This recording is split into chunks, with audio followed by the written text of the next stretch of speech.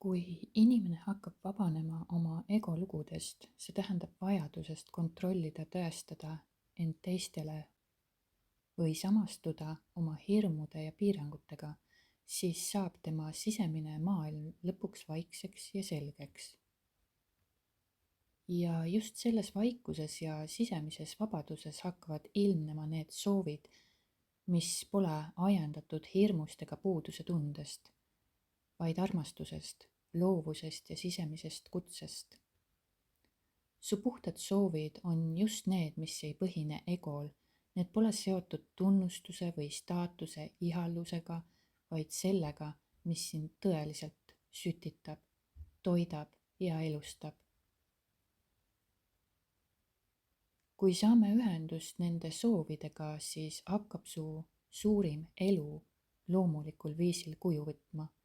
Elu, mis on kooskõlas sinu tõelise olemusega. See tee nõuab sisemist tööd. Teadvustada ja vabastada vanad mõttemustrid, loobuda enesepettusest ja kuulata südame vaikselt häält. Ja kui see nii-öelda töö, mis tegelikult polegi üldse töö, saab sinu prioriteediks, siis elu muutub, mis näitab meile, kes me tegelikult oleme ja mida siia ilma kogema tulime.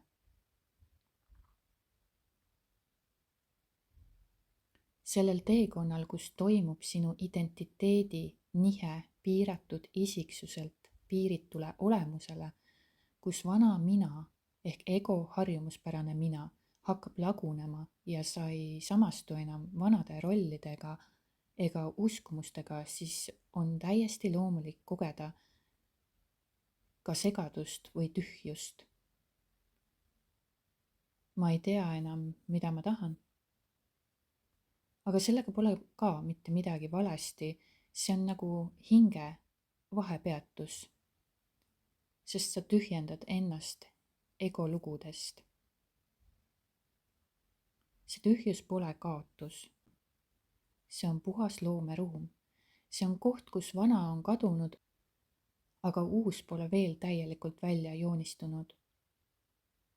Just siis sünnibki midagi autentset, midagi, mis pole programmeeritud ühiskonna vanemate või kollektiivse maatriksi poolt. Kui inimene mõistab, ma ei ole lihtsalt inimene, vaid teadvus ise, kes kogeb ennast inimesena, siis kõik muutub. Soovid muutuvad, suhtumine muutub.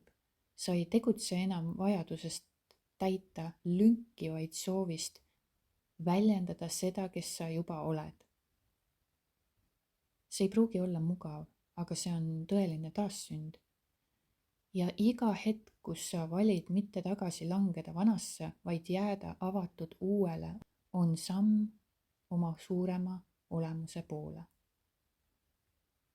Elu ei tee kunagi vigu. Ka siis, kui me ego tasandilt arvame, et see asi ei peaks juhtuma või nii olema. Tegelikult näitab elu lihtsalt meie sees olevat seda, mis tahab pinnale tulla, et lõpuks vabaks saada. Kui miski sind ärritab, teeb haiget või tekitab tugevat emotsiooni, siis see ei ole probleem, vaid kingitus. Ego ütleb, see ei tohiks nii olla, aga sügavam olemus teab, see just peab nii olema, sest sa saaksid kogeda ja vabastada selle, mida oled seni alla surunud või vältinud. Ja kui sa need tunded lõpuni läbi tunned, ilma vastupanuta, ilma hinnanguteta, siis see muutub armastuseks. Ja sellest hetkest alates ei kontrolli sind enam tingimused. Sa ei armasta enam kui, vaid lihtsalt armastad. Sellest seisundist hakkab elu sind näitama uuel moel.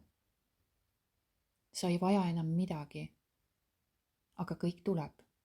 Mitte seepärast, et sa tahad, vaid sest sa oled valmis vastu võtma rõõmu, küllust, armastust, ilma et sa neid vajaksid. Illusioon eraldatusest on juurpõhjus kannatusele, puuduse tundele ja igavesele tasakaalu otsimisele andmise ja saamise vahel. kui inimene näeb end lihtsalt kehana, identiteedina, isiksusena, siis kõik kogemus toimub läbi duaalsuse prisma. Mina ja sina, andja ja saaja, õige ja vale, piisav ja puudulik. Aga kui see identiteet hakkab lahti kooruma ja inimene kogeb ennast teadvusena, mis vaatleb ja loob kõike, siis saab ilmsiks üks sügavalt vabastav taipamine. Kõik, mis on, oled sina ise. Elu ei ole kaup ega vahetus, vaid vool. Andmine ja saamine on üks ja sama liikumine, ühe olemuse erinevad küljed. Siis pole vaja enam õiglast tasakaalu otsida, sest pole kedagi teist. Sa lihtsalt annad, sest see on loomulik. Ja sa saad, sest elu armastab voolata sinna, kus pole takistust ega tingimusi. Kõik muutused saavad võimalikuks siis, kui oled neutraalne. Ja neutraalsus ei ole passiivsus ega ükskõiksus. See on täielik kohalolu, kus puudub vastupanu. See on seisund, kus sa ei tõuka midagi eemale ega klammerdu millegi külge. Just selles seisundis muutub inimene vastuvõtlikuks elule sellisena, nagu see on. Ja kõik muutused saavad võimalikuks, sest energia ei ole enam kinni hinnangutes ega allasurutud tundes. Selle seisundi saavutamiseks ei pea sa mõtlema teisiti. Sa pead tundma lõpuni seda, mida sa oled seni alla surunud. Kui su emotsioon kehas on alla surutud, siis meel jääb selle külge kinni. Ainult läbi täieliku tundmise saab vabaneda. Ja kui see on vabastatud, saabub neutraalsus, millest saab elu hakata voolama ilma takistusteta. Ilma meeleta oleks kõik lihtsalt kogemus, voolav, loomulik, ohutu.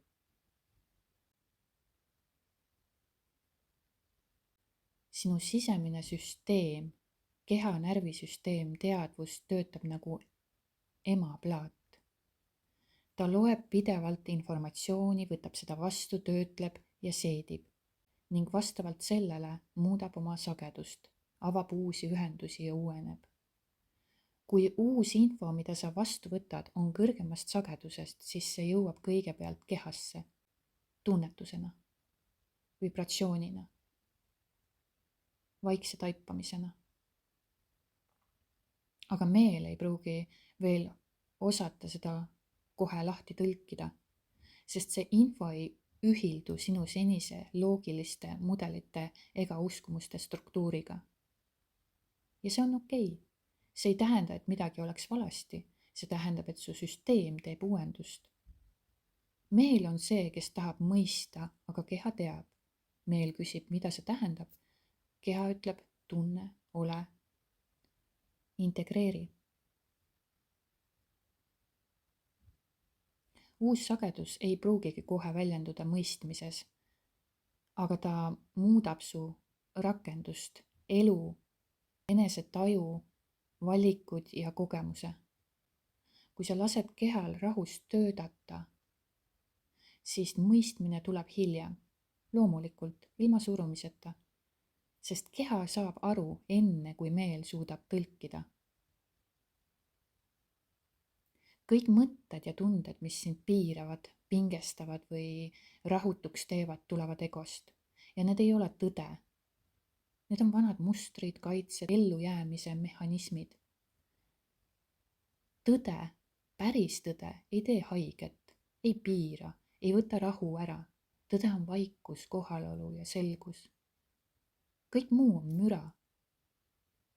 Iga kord, kui sa muretsed, oled pinges, tunned end halvasti, süüdistad ennast või teisi, võrdled, kahtled, analüüsid lõputult, siis tea, see ei ole sina, see on ego.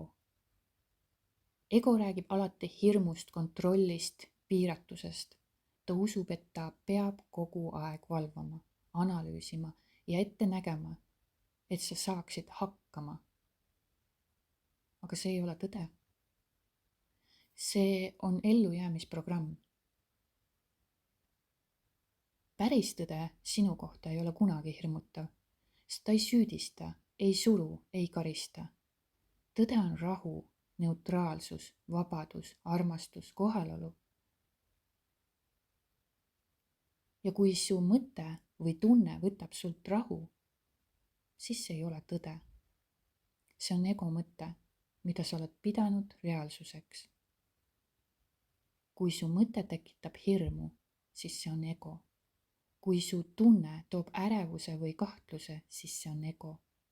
Kui mõte jagab maailma õigeks või valeks, siis see on ego. Ja kui sul on tunne, et sa pead veel midagi tegema, et olla väärt, siis see on samuti ego. Ego ei usalda elu. Ego ei usu, et sa oled terviklik. Ego ei saa kunagi rahule jääda, sest ta kardab kadumist. Vabadus tuleb siis, kui sa julgelt küsida, mis siis, kui see pole tõde? Mis siis, kui see hirm on lihtsalt vana energia? Mis siis, kui see mõte pole tõde, vaid harjumus? Mis siis, kui ma ei pea seda uskuma, vaid lihtsalt vaatlema? Kui sa ei usu enam kõike, mida su meel ütleb, siis hakkab ruum avanema. Ja selle ruumi nimi on vabadus. Kui sa ei tunne end rahus, siis räägib ego. Ego ei ole halb, ta lihtsalt ei tunne tõde. Tõde on vaikne, rahulik ja loomulik. Ja sina saad alati valida, kas uskuda mõtet või tulla tagasi hetke ja vaadata seda läbi teadvuse. Välismaailm ei häiri sind iseenesest mitte kunagi. See aktiveerib sinus mingi tähenduse, mille ego on sellele andnud. Ego näeb elu läbi kaotuse ja ellujäämisfiltri. Kas see on mulle ohtlik? Kas ma jään millestki ilma? Kas see alandab mind? Ja siis tuleb häiritus. Ja kui me sellest aru saame, kaob vajadus kontrollida välismaailma ja tekib võime vaadata sissepoole. Ego ei taha lihtsalt tunda, ta tahab säilitada minapilti. Ego ei karda olukorda, ta kardab seda, mida see tema jaoks tähendab. Kui keegi kritiseerib sind, ego tõlgendab seda, ma jään oma väärtusest ilma. Kui keegi ei vasta, ego tõlgendab seda, mind ei armastata, ma pole oluline. Kui su plaanid muutuvad, ego tõlgendab seda, ma pole kontrollis, ma olen ohus. Ego annab tähenduse, loob loo ja siis reageerib sellele loole. Iga kord, kui sind miski puudutab, siis see pole rünnak, vaid päästik. Selles on peidus usalduse kaotus, hirm kaotuse ees. Ja see on koht, kus sa saad valida. Kas reageerid vanast mustrist või lubad sellel tunda ja lasta minna. Vabadus tuleb siis, kui sa ei tee enam välisest oma vaenlast. Kui sa mõistad, maailm ei tee sulle midagi. Teised ei võta sinult midagi ära. Ja et sa oled juba terviklik, isegi siis, kui su ego seda ei usu. Siis saab hakata häiritus lahtuma. Sa ei pea enam kaitsma, võitlema, tõestama, sest miski ei saa sind teha vähemaks peale sinu enda uskumuste. Häiritus on sinu sisemaailm, mitte probleem. Välismaailm ei häiri sind, sinu tähendus häirib sind. Ego teeb loo, ma jään ilma, see on oht, see on vale. Aga sügavam sina ei saa midagi kaotada. Sina saad ainult teadvustada ja vabastada.